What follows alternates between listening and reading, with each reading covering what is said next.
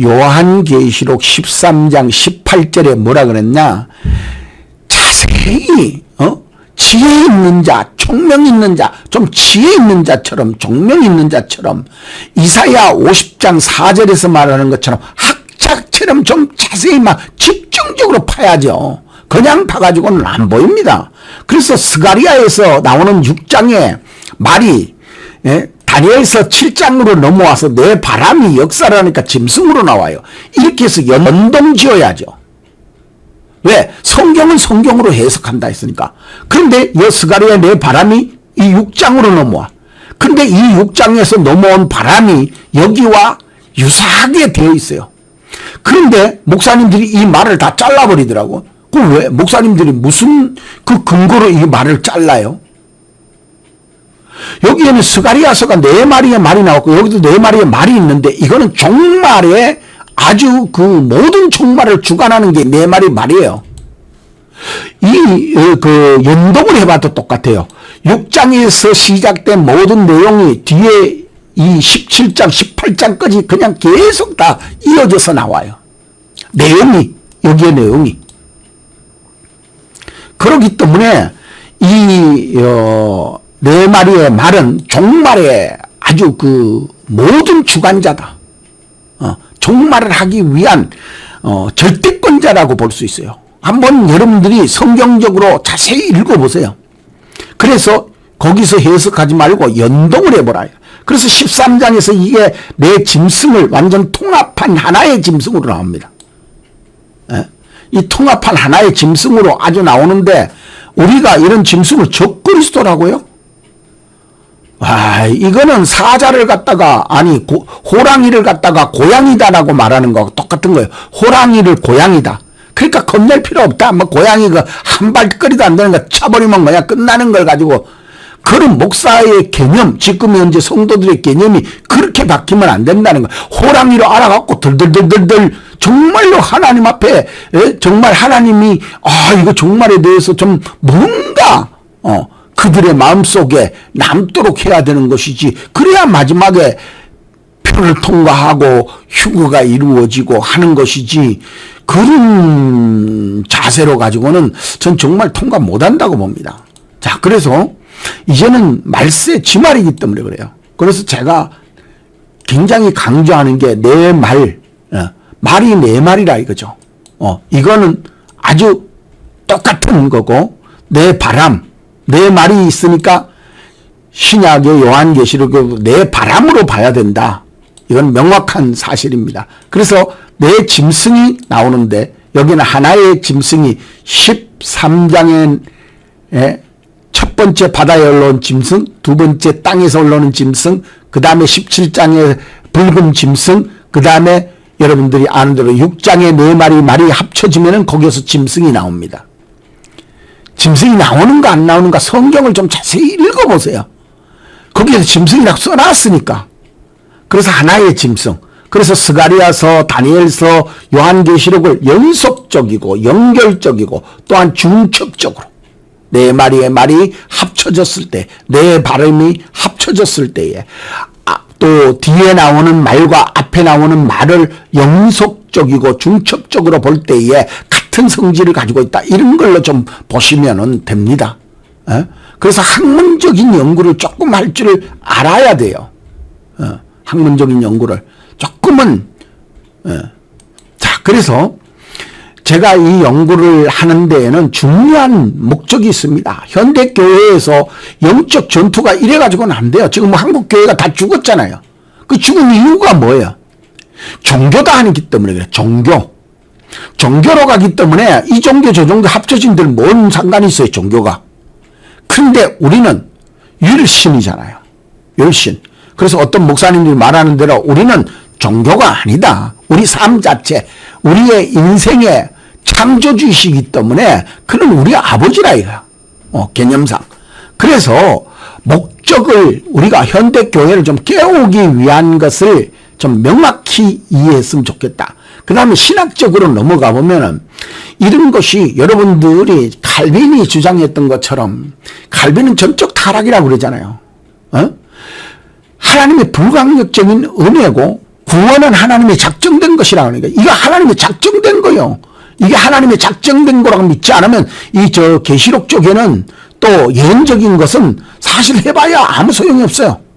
왜냐하면 하나님 작정된 교리대로 간다라는 입장에 서야만 이게 나오지. 무천년성 가지고 어떻게 돼요? 합동치기 무천년성 가지고 거기에 박영용 박사님도 그렇게 해석을 했거든요.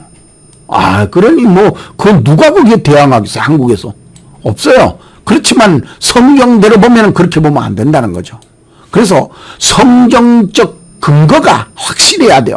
근거가 적그리스도라고 말하기에는 아주 그 분석이 미약해요. 거기서. 왜냐하면 근거가 없기 때문에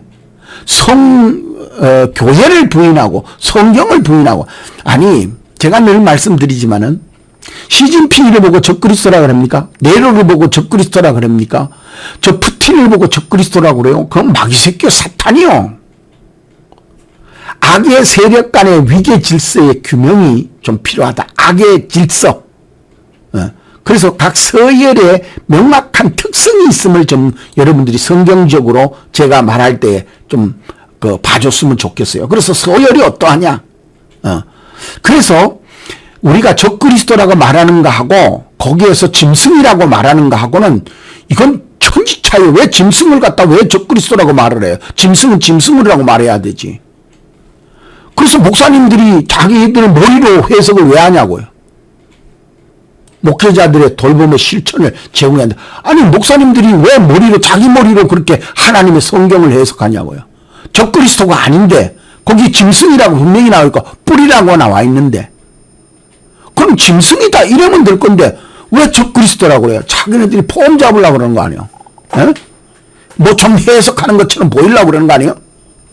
그 말도 안 되는 소리죠. 성경에서 그렇게 안 돼 있다 이거요. 그래서 악의 질서를 한번 봐보라요. 악의 권세에 한번 보세요. 성경적 계시에서 악의 세력은 무질서, 혼돈이 아니라 명확한 질서. 악도 절대 명확한 질서입니다. 그래서 조직적인 체계를 가지고 있어요. 여러분들 성경의 핵심의 열쇠입니다 이게.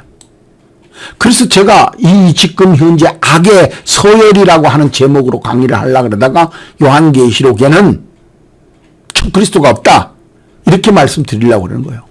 그래서 우리가 제일 위에는 영이잖아요. 뱀, 영, 사단, 마귀 이것이 여기에서 나가는 내용이죠. 그 다음 짐승은 어떻게 해요? 여러분들 짐승 성경에 나오는 대로 짐승, 사자, 곰 이런 것들을 이제 통칭하는 내용이고 뿔은 어때요? 뿔의 면류관, 뿔의 눈 이런 것들이 있어요.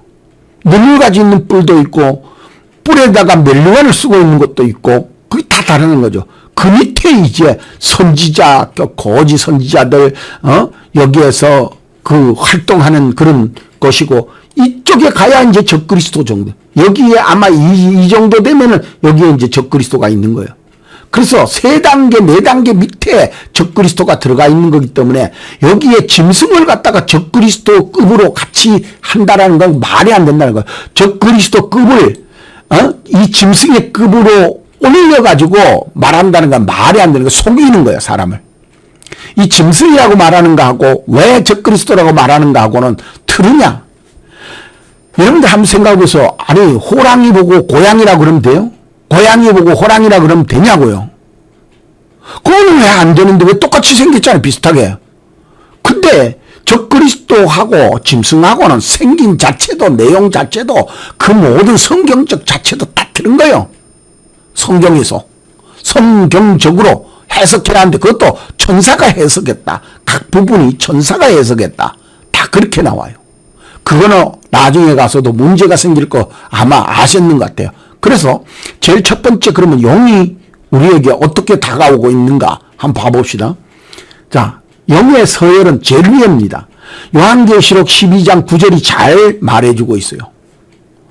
큰 영이 내어 쫓기니 옛범 곧 마귀라고도 하고 사단이라고도 하는데 온 천하를 깨우는 자라. 그가 땅으로 내어 쫓기니 그 사자들도 그와 함께 내어 쫓겼다. 사자들이 누구야? 불들 아니요. 이제 봐보세요. 그래서 사자들이 내어 쫓긴다. 온 천하를 깨우는 자다. 근데 그게 누구요? 큰 큰 용이라는 거죠. 용. 분명히 말했죠. 이 용 대가리요, 이거는. 모든 것의 머리라는 거죠. 악의 최고 우두머리요. 성경에서도 창세기부터도 다 이렇게 해석을 하잖아요. 예? 그래서 이거를 명확하게 이해하시라고. 용을 갖다가 적그리스도다 이렇게 말하면 안 되는 거예요. 왜? 하나님이 적그리스도라고 그렇게 말을 하지 않았어요. 완전히 다르기 때문에. 용과 적그리스도는 완전히 다르기 때문에. 그래서 용은 용이라고 불러야 된다는 거죠. 예? 그래서 어떤 사람은 나는 용은 용이라고 부르지 그래 사탄이라고. 이 사탄이요. 그렇잖아요. 그래서 만약에 그런 통치자를 갖다가 용이라고 그런다. 용. 그래서 용은 쫓겨난 옛뱀, 마귀, 사탄, 분명히 이름이 있잖아요.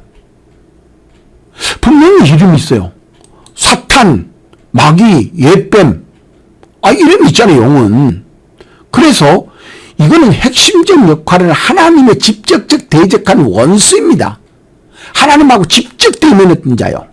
온 천하를 속이고 기만하는 주체이고 하위 대인들을 갖다가 이 사람들을 위임하는 권력, 직접 잘 싸우지도 않아요. 미가엘 천사장들하고 싸우는 거 한번 봐보세요. 그게 한두 군데 나와요. 핵심의 특징은 직접 행동을 보이는 위임한다는 거예요. 하나님도 위임하잖아요. 위임. 우리 있는데 위임했잖아요. 위임. 우리 있는데 그 요한계시록 1장 1절에 보면 그러잖아요. 1절, 2절, 3절에 우리인데 위임한다. 그걸 명확하게 그 설명을 해놓은 거, 그건 마귀도 그대로 따라하는 거예요. 그래서 정체가 무엇이냐 했을 때에 이 용의 권세는 요한계시록 13장에 두 짐승이 등장했는데 이때에 그 위임합니다. 용이 직접적으로 통치자들에게 위임을 해요. 위임할 때 정치권세, 군사경세, 경제 지배를 위임해 준다는 거죠. 통치권. 이 나라와 왕권을 위임하는 것이 용의 권한의 위임입니다. 그래서 이게 왜 그렇게 되었는가 하는 거를 명확하게 있어요. 용이 나중에 그러면 다음에 이제 짐승이 나오는데 짐승이 어떤 걸 위임받았는가 보면 될 거 아니에요. 그래서 용이 위임했다라는 거죠. 자, 그래서 용이 이 원천적 권세를 가지고 있어요. 용이 자기의 능력과 보좌와 권세를 그에게 주더라. 누구인데? 짐승인데 주잖아요. 그래서 13장 2절에 명확하게 내렸죠. 그러니까 용은 대가리라고 하는 거, 최고 우두머리라고 하는 게 분명히 보이죠. 위임의 목적, 직접적 노출, 지구의 큰 영향, 통제, 각 서열의 최상위권이 마귀요 사탄이 용이다라는 거죠. 명확하죠. 그럼 내가 말 안 해도 여러분들이 아실 거예요. 그렇다면은 사탄 세계에 서열이 있다라는 걸 여러분들이 오늘 요번 지금 공부에서는 그걸 보여주는 겁니다. 그래서 여러분들이 분명히 알아야 돼요.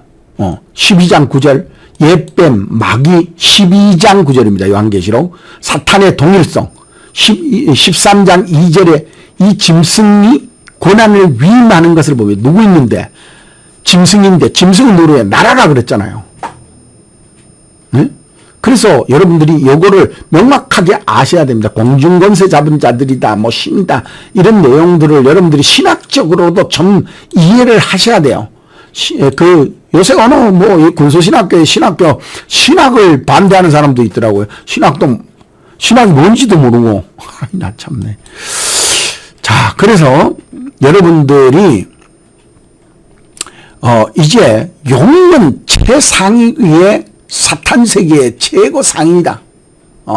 최고 결정권자. 하나님과 대면할 수 있는 권리를 가진 자요. 막강하지 않습니까?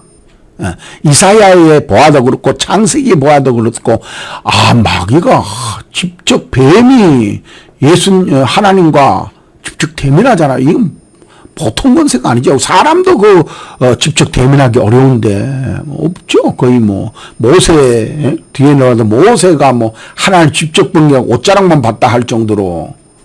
자, 그래서 짐승으로 한번 넘어가 봅시다. 그러면 짐승은 서열 2라고 할 수 있는데 이게 이제 그 요한계시록 3장 13장에 보면은 이제 2절에서 위임을 받습니다. 근데 위임을 받는데 그 권세를 위임받아서 성도들과 싸워 이기게 되더라는 거예요. 위임받아가 성도들이 집니다. 방언과 나라를 다스리는 권세를 받았으니 그럽니다. 여기에서 13장 12절에 보면은 처음 짐승이 경배를 하더라는 겁니다. 이런 것 때문에 이제 적그리스도라 그러는데 적그리스도가 이런 경배하는데 무슨 적그리스도하고 무슨 관계가 있어요? 없어요. 짐승의 모든 권세에 그 앞에서 땅과 땅에 사는 자들, 땅에 사는 자들을 처음 짐승에게 경배하게 하더라. 그래서 예수님도 하나님도 경배를 받으시잖아요. 그 마귀도 똑같이 따라하는 거예요. 그 경배 그쪽에 주지 말고 이쪽으로 줘라 그러잖아요. 그래서 이 짐승이 세상 권리에 고난을 가지고 있다는 것이죠. 그래서 서열 2위적인 고난을 용에게 받는다고 13장에 분명히 말씀했죠. 그래서 그러면 이제 서열이 정해졌죠. 용이 짐승에게 권리를 준 거예요. 그래서 그 권리를 주고 세상과 싸워서 이기게 하더라는 그 권리의 순서를 분명하게 성경이 말하고 있습니다. 그건 우리가 정한 게 성경 자체에서 그렇게 정한 거죠. 그래서 이 권세는 전 지구적 권세라는 거죠. 성도의 그 핍박하는 그런 내용들 뭐 이런 것들도 성도를 핍박하는 신적 권리를 찬탈할 수 있는 권리, 예수 믿는데 방해할 수 있는 권리가 다 여기서 나오는 거 아니에요. 여기서 나온다니까. 이게 특성. 그래서 이 짐승이 이제 종료하게 되는 거죠. 고난을 용으로부터 위임받았다는 거죠. 자, 그 다음에 한번 봐보세요. 실질적으로 그 다니엘서를 봐보면은 이 내용이 있어요. 이제 내 짐승이 7장에 나오죠. 그 7장의 1절에 내 바람이 불어가지고 내 짐승이 나오는데 그 내 짐승의 특성을 설명한 거예요. 거기에서 첫 번째 나온 사자는 바벨론이다 이렇게 말했다는 거죠. 그런데 그때 당시에 이제 주변 제국 중에 이집트가 그 전에도 있었죠. 또 이스라엘이 멸망받을 그 당시에 이스라엘을 멸망시킨 것이 아스르죠. 아스르가 바벨론하고 같이 해서 이스라엘을 완전 멸망시켰죠. 그 다음에 이제 헬라 문화가 나오죠. 그리고 로마 제국으로 넘어가고 이제 마지막 제국으로 넘어갈 수 있는 그런 순서적인 이런 것이 성경적으로 이렇게 되어 있다. 그래서 바벨론, 아스르 이런데 실제로 거기에 내 짐승이 나온 거는 바벨론, 메드파세, 그 다음에 헬라, 그 다음에 로마 이렇게 넘어가죠. 그래서 제국들이 분명히 있었는 것을 명확하게 보여준다. 그러므로 이 서열적인 의미에서 분명히 이렇게 나타내 주고 있다라는 겁니다. 그래서 다니엘서에서 이제 성경을 한번 본다 그러면 영적 아주 기초적인 것을 여러분들이 꼭 아셔야 되는데 내 짐승은 곧 땅의 넷째 나라인데 이는 다른 나라들과 달라서 온 천하를 삼키고 밟아 부서뜨린다 그랬어요. 다니엘서는 요한계시록의 짐승을 이해하는 중요한 열쇠입니다. 그렇기 때문에 구약의 이 짐승이 뭐라 그랬어요? 나라라 그랬죠. 넷째 나라. 그래서 나라라고 하는 개념을 짐승은 사람이나 이런 게 아니라는 거죠. 짐승은 나라라 그러는 거예요. 나라. 그래서 첫째 짐승은 바벨론, 둘째 짐승은 메데파세, 셋째 짐승은 헬라, 로마 이런 것처럼 짐승은 나라라는 거죠. 그렇다면 신약에 와서도 짐승으로 되어 있는데 왜 자꾸 적그리스도라고 그러죠? 왜 적그리스도라고 그래요? 거기에 짐승이 나라라고 분명히 해석을 해놨는데도 왜 자꾸 나라로 해석을 안 하고 적그리스도라고 해요? 지금까지는 좋아요. 하나님이 안 열어줘서 거기까지만 열어줘서 거기까지만 해석했다고 쳐요. 지금부터는 그러면 안 됩니다. 그러면은,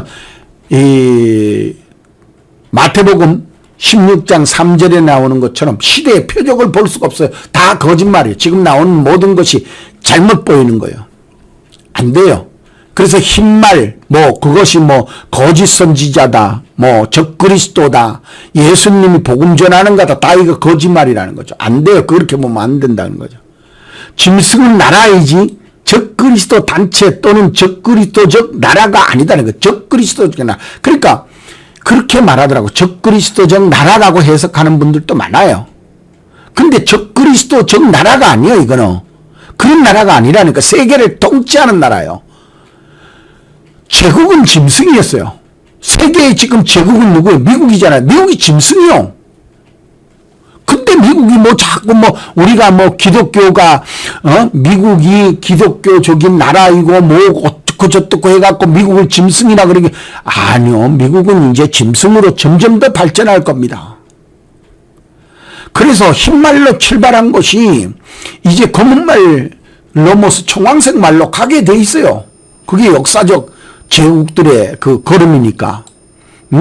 처음에 흰말이 나올 때는 그때의 제국은 누구요? 그때는 영국이잖아요. 네덜란드, 영국 이때예요. 근데 그때는 이 때문에 흰말이 될 수 있어요. 근데 그 제국이 끝나자마자 붉은 말로 변하는 거예요. 자, 그래서 제국이 되면서 그렇게 나오는 거죠. 그렇지만 처음에는 분명히 제국이 흰말의 출발점을 가져온 건 맞아요. 그래서 세 번째 이제 서열을 보자고요. 세 번째 서열이 내가 보니 열뿔은 열왕이니. 그래서 열뿔은 열왕이니. 요한계시록 17장 12절 분명히 이렇게 말하고 있죠. 뿔이 뭐라고 그랬어요? 열왕.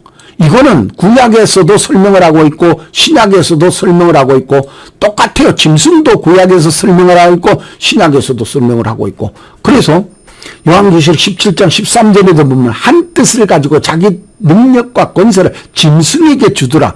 사람들이 이제는 스스로 짐승에게 갖다 바칩니다. 누구 잘못입니까? 물론 하나님의 뜻으로 이루어지는 건 맞죠. 그렇지만 목사님들이 좀 더 깨어서 이런 사람들이 이 짐승에게 능력과 권세를 갖다 줘서는 안 된다라는 거죠. 지금 우리나라에도 짐승에게 권세를 갖다 바쳐가지고 지금 난리 아니요. 그러니까 좌파라고 하고 우파라고 하는 거와 그거는 그들이 하는 일이고 내가 판단하는 거는 그래요. 하나님이 없다고 하는 자들이 아니 대통령 정치는 잔인해야 된다라고 말하는 사람하고 어떻게 대화를 해요? 정치는 잔인해야 된다. 딱 이거 아니요? 그래서 앞으로 잔인할 겁니다. 국민들의 선택이 스스로 자기 머리에다가 자기 도끼로 찍는 거나 마찬가지요. 자기 발등을 찍는 게 아니라 자기 머리를 자기가 도끼로 찍는 거나 마찬가지예요. 이제는 발등 찍는 정도가 아니요. 그래서 한 뜻을 가지고 이제 이 짐승에게 권세를 줬어요. 이제 우리나라도 권세를 줬으니까 앞으로 한번 어떻게든 한번 봐보세요. 그리고 목사님들도 이제는 목숨 걸지 않고는 마지막 종말 넘어서기 어렵습니다. 그리고 종말이라는 개념도 아직까지 목사님들이 그래요. 무슨 종말? 맞죠? 비가 쏟아져 봐야 방주가 필요한 거지. 비가 1000년 동안 그때 같이 산 사람이 누구예요? 무드셀라라고 그러잖아요.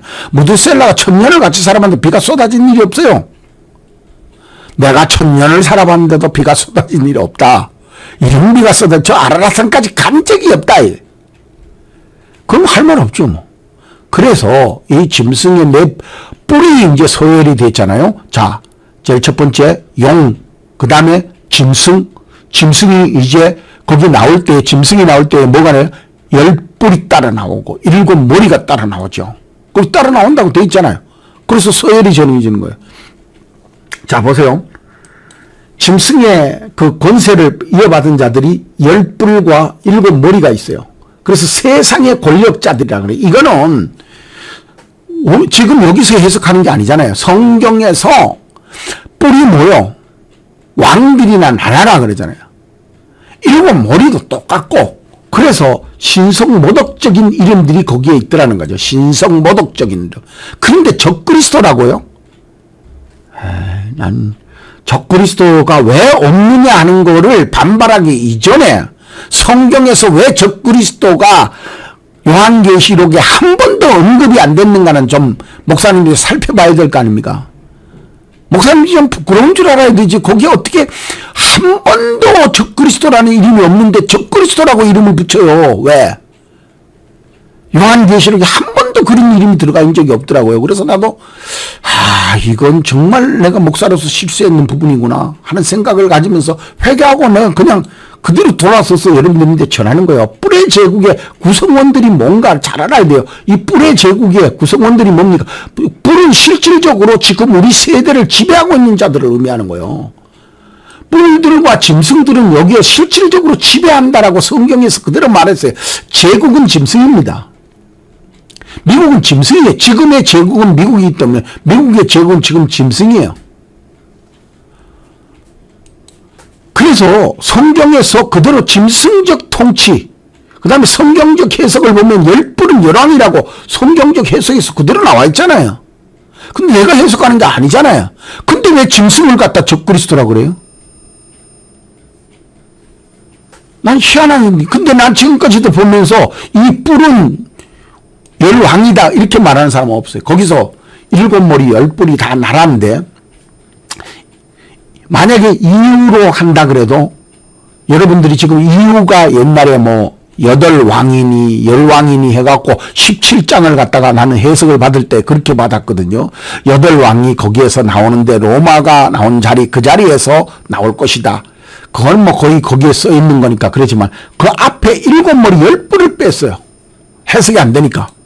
그래서 일곱 머리와 열 뿔을 합치면 17나라예요. 여기에서 말하더라도 17나라. 뿔 같은 나라. 그것도 강대국이요. 이게 이 열왕들이 그냥 시시한 이런 왕들이 아니고 나라가 아니고 세계의 경제 서열을 다투는 그런 나라들이 17개 나라가 여기에서 일곱 머리 열 뿔. 거기에 짐승까지 합치면 18이요. 그래서 나는 이 18개를 잘 봐야 된다고 생각합니다. 그건 내가 그런 게 13장 18절에 분명히 지혜 있는 자, 총명 있는 자는 그래서 지혜도 없고 총명도 없다면 아무리 듣다 봐봐야 그거 되지도 않습니다. 에? 그래서 그 성경을 보면서 자꾸 흰말을 갖다가 뭐 거짓 선지자인데 거짓 선지자를 왜 예수님이 인을 뗐는데 왜 거짓 선지자를 왜 빼내요 거기서. 참, 나 진짜. 자, 여러분들 한번 봐보세요. 뿔의 역할과 특징을 한번 봐보세요. 뿔이 무슨 역할을 합니까? 에? 왕들, 나라의 역할을 합니다. 나라를 아직 얻지 못했다. 이런 말씀이 있어요. 나라를 아직 얻지 못했다. 그러니까 뿔들 중에서 나라를 얻은 자도 있고 나라를 얻지 못한 자가 있는데 마지막엔 다 얻는다 이거예요. 짐승의 힘에 구성하는 일부분이다. 서열의 위치. 자, 짐승 아래의 하위 세력이 집행 세력이다. 짐승이 제국이고 뿔은 제국을 떠받드는 제후들이다라는 거죠. 그게 성경이 지금 설명하고 있는 겁니다. 그대로 한번 봐보세요. 그래서 뿔은 나라라 그랬잖아요. 뿔이. 다니엘서 7장 8장 다 보세요. 7장 8장 다 보시라고. 8장 9장까지도 다 거기 그 내용이요. 자, 그래서 여러분들이 제가 뭐 지어내는 게 있어요? 성경 그대로 말한 거. 성경에서 뿔이 나라다, 왕이다. 그러니까 그대로 말한 거고. 자, 이렇게 머리에 뭐 이름 모양을 꼭 돼 있다는 건 아닙니다. 이거 그림은 그냥 열뿔을 좀, 열뿔을 가지고 나왔길래 짐승들을 이 좀 AI 보고 그려달라 그랬더니 이런 식으로 그렸는데 여러분 그래도 뭐 특별하게 벗어나는 게 없더라고요. 그래서 내가 이제 이런 열뿔을 이렇게 들고 나오는데 여기에 눈도 있고 눈 있는 뿔도 있고 여기에 면류관이 있는 뿔도 있고 이 다 달라요. 권세가 뿔에도. 그래서 이 뿔의 역할 이게 나라라는 거죠. 나라나 왕. 근데 우리가 왕정시대 때는 왕이 나라고 나라가 왕이었다는 걸 명심해야 됩니다. 그 나라가 뭐 그거는 지금과 같이 나라와 대통령이 분리되어 있는 게 아니라는 거죠. 그때는 곧 나라가 왕이었고 왕은 나라를 대표했기 때문에 그렇습니다. 나라 자체였다는 거죠. 네, 그런 개념을 가지고 있어요. 그래서 자, 뿔들의 권세의 위임 구조라는 거죠. 자, 뿔들이 이제 또 위임을 합니다. 뿔들의 권세가 위임돼요. 그래서 거기에서 보면은 짐승이 13장에 첫째 짐승, 둘째 짐승. 예. 그 다음에 여러분들 그 둘째 짐승이 나왔는데 그 밑에에 열뿔들이 활동하는 그런 모습들은 실제로는 보이지 않아요. 그렇지만 그 내용 속에서 보면은 연합적으로 보이잖아요. 모든 자들이 표받지 아니하면 하는데야 그 모든 나라들이 뿔들이 다 그 속한 거 아니에요. 그래서 개별 권세를 보유하고 고유 영토도 갖는다. 왜? 나라라고 했기 때문에. 그래서 한 뜻으로 이 짐승을 떠받드는 그 짐승을 떠받드는 이런 역사가 이제 일어나는 거예요. 그래서 첫째 짐승이 경배를 받고 둘째 짐승이 쫓아가고 그 행사를 하고 죽이고 둘째 짐승이 그러는 거예요. 그래서 권리도 헌납하고 통치 이런 거. 그래서 성경 자체가 그대로 지금 이 시대를 그대로 보여주는 거예요. 지금. 여러분들 아는 대로 중국은 오라오라 해도 한 4, 50개국 가지만 요번에 뭐 미국에 트럼프가 뭐 있는데 그 자리에 뭐 100개국이 넘는 나라가 130개국이라는 100개국이 넘는 나라들이 다 거기에 가서 만찬에 참여했다고 할 정도로 권세라는 건 참 그 권력의 짐승의 권력이라고 하는 건 대단한 겁니다. 미국이 기독교를 세웠다고 해가지고 거기가 미국이 짐승이 아니라고요. 시대의 제국은 짐승이었습니다. 역사상 다 짐승의 제국은 그게 다니엘서가 보여주는 거 아니에요. 그 시대의 최고의 권력자들은 권력의 나라는 다 짐승의 나라들이라는 거죠. 나라라는 의미죠. 나라. 그래서 여러분들이 현대적인 것은 어떻게 할 것이냐. 자, 현대적인 것도 똑같다 그런 거죠. 현대적으로 제가 보여주는 거는 뿔들의 협력, 현대의 국제적 연합, 유사한 패턴을 보여줍니다. 초국가의 기구, 지역적 연합체, 군사적 동맹체 다 이런 것이 짐승이고 뿔입니다. 미국은 뿔이야. 지금 미국이 제가 참 해석하는 것을 여러분들이 있는데 좀 주세해서 그렇지 앞에 나오는 4마리의 말이 미국입니다.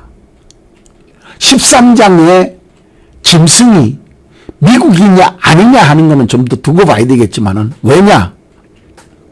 미국이 망할 수도 있어요. 4번째 짐승에서 4번째 말에서.